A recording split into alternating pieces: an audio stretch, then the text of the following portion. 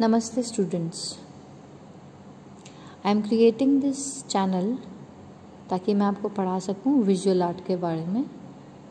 Visual art का UGC net में code है 79 और 11th और 12th में है 49। हम जब विजुअल आर्ट का UGC नेट का सिलेबस देखते हैं तो उसमें 4 मेन टॉपिक्स सब टॉपिक्स जो विजुअल आर्ट के बताए गए हैं वो ड्राइंग एंड पेंटिंग है, स्कल्पचर है, अप्लाइड आर्ट है और हिस्ट्री ऑफ आर्ट है। तो इसमें कुछ चीज़ें नई लिखी हुई जो एक्स्ट्रा है वो pop art, folk art, architecture नहीं मेंशन किया हुआ, देन प्रिंट मेकिंग नहीं मेंशन किया हुआ जो ग्राफिक आर्ट के अंदर आता है, एंड फोटोग्राफी और क्राफ्ट नहीं मेंशन किया हुआ। बट क्वेश्चंस इससे रिलेटेड भी पूछे जाते हैं, तो दो चार क्वेश्चन इससे रिलेटेड भी आते हैं। आर्किटेक्चर और प्रिंट मेकिंग से रिलेटेड तो काफ़ी आते हैं। फोक आर्ट भी आएगा, फोटोग्राफी भी आएगा। ना इन्होंने सिलेबस ऐसे स्टार्ट किया है कि इन्होंने यूनिट्स में डिवाइड किया है अपना सिलेबस। तो 10 यूनिट्स हैं, उसके बाद में अलग से डिवाइड किया है। तो 10 यूनिट्स को मैंने बहुत सिंप्लीफाई करके यहाँ पे आपके लिए लिखा है और मैं सिंप्लीफाई करके ही इसके वीडियोस बनाऊँगी। तो यूनिट नंबर 1 में एलिमेंट्स ऑफ आर्ट आते हैं। तो एलिमेंट्स ऑफ आर्ट में आपके लाइन, शेप, कलर, वैल्यू, ये सब चीज़ें आती हैं। उसको मैं अच्छे से एक्सप्लेन कर दूँगी कि कलर्स में भी कौन से टाइप के कलर्स होते हैं, लाइंस में कौन सी लाइंस होती हैं, थिक लाइंस होती हैं, थिन लाइंस होती हैं, क्या होती है, शेप क्या होती है, फॉर्म क्या होती है, टेक्सचर्स क्या होते हैं, तो टेक्सचर्स कितने टाइप्स के होते हैं। एक आध क्वेश्चन कभी कभी वो इससे रिलेटेड भी, टेक्सचर से रिलेटेड भी दे देते हैं। यूनिट 2 में आप देखोगे तो वहाँ पे उन्होंने प्रॉपर एक पैराग्राफ लिखा हुआ है यूनिट 2 का, मैंने उसको सिंप्लीफाई कर दिया है। तो इसमें यूनिट 2 में, यूनिट 1 में अगर एलिमेंट्स आते हैं तो यूनिट 2 में प्रिंसिपल्स आते हैं। प्रिंसिपल्स में मैंने प्रिंसिपल्स हटा के ये टर्म यूज़ करी है ताकि मैं बार बार ये इस चीज़ को बोलूँ, इस वर्ड टर्म को बोलूँ और आपको याद हो जाए। 6 लिम्ब्स ऑफ पेंटिंग।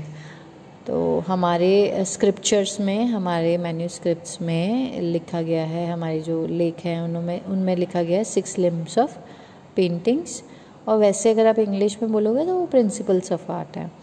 तो ये थोड़ा सा डिफरेंस है दोनों में, दैट आई विल एक्सप्लेन कि क्या डिफरेंस है और क्यों हम इसको पढ़ते हैं, कि प्रिंसिपल्स क्या हैं, कलर सूदिंग है या नहीं है, ह्यूमन फिगर प्रॉपर है या नहीं है, प्रॉपर ह्यूमन फिगर होती क्या है, और आउटलाइन कैसी होती है, मिडिल टोन क्या होता है, हाई टोन क्या होता है, लोअर लाइट टोन क्या होता है। उसके बाद यूनिट 3 में आपका आता है मीडियम्स एंड टेक्निक्स। तो प्री हिस्टोरिक से लेकर मॉडर्न टाइम तक के क्या क्या मीडियम्स यूज़ किए हैं। जैसे अर्ली टाइम्स में अगर आप गुफा में पेंट किया जाता था, केव्स में पेंट किया जाता था, तो क्या यूज़ करते थे, अब क्या यूज़ करते हैं, और कैनवस पे क्या यूज़ करते हैं, क्या टेक्निक होती है, क्या कलर्स कौन से यूज़ होते हैं। तो वो सब मीडियम्स और टेक्निक्स के बारे में हम बात करेंगे यूनिट 3 और 4 में भी। 4 में भी एग्जैक्टली सेम चीज़ कंटिन्यू हो रही है कि ट्रेडिशनल और मॉडर्न प्रोसीजर्स कौन से होते हैं। यूनिट 5 पे आएंगे तो यूनिट 5 में आर्ट हिस्ट्री और एस्थेटिक्स। आर्ट हिस्ट्री और एस्थेटिक्स। तो आर्ट हिस्ट्री क्या होती है, वो पीछे से लेकर मतलब प्री हिस्टोरिक टाइम से लेकर मॉडर्न टाइम्स तक की। और एस्थेटिक क्या होता है, एस्थेटिक होता है फिलॉसफी ऑफ आर्ट।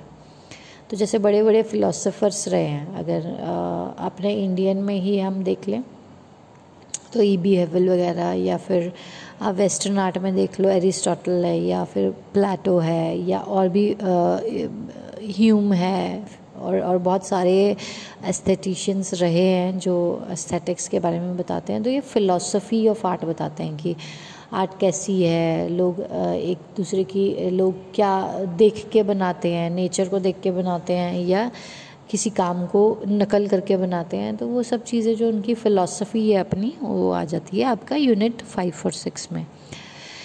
यूनिट 7 में आपका वेस्टर्न आर्ट आता है। यूनिट 8 में इंडियन आर्ट हिस्ट्री आता है, तो इसमें सारे वेस्टर्न आर्ट में सारे के सारे आर्टिस्ट आ जाएंगे, आपके इज़म्स आ जाएंगे, सब कुछ आ जाएगा। इंडियन आर्ट हिस्ट्री में आपका इंडियन आर्ट हिस्ट्री में ज़्यादातर आर्किटेक्चर है या फिर केव आर्ट है। पेंटिंग्स जैसा कि वेस्टर्न में काफ़ी टाइम से होती आ रही हैं, उतना नहीं हुआ है इंडियन में।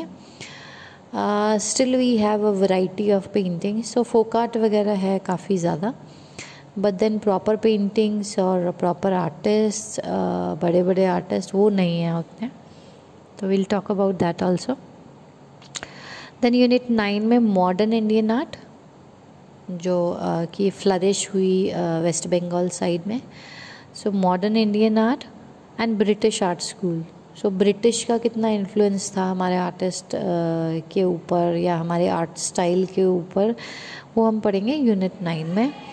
Then unit 10 tribal folk and popular art and craft practices. Art is a vast topic, so we will learn more about the artist style. सो मैं पिक्चर्स दिखाऊंगी, उसके साथ ही हम देखेंगे, उसी के साथ समझेंगे कि कौन से आर्टिस्ट का क्या स्टाइल था। Knowing the art with the style and technique used. सो कुछ चीज़ें टेक्निक से समझ में आ जाती हैं कि ये डिफरेंट टेक्निक यूज़ करने वाला ये आर्टिस्ट था। Like if I will tell you that Ramkinkar Baij was a rural artist of west Bengal.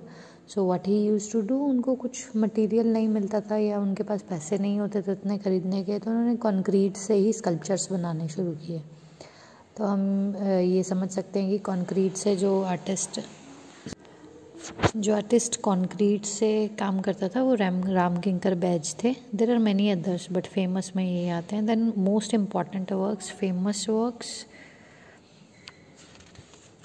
isms and eras of Western art history. Also, we will discuss about the previous year question papers.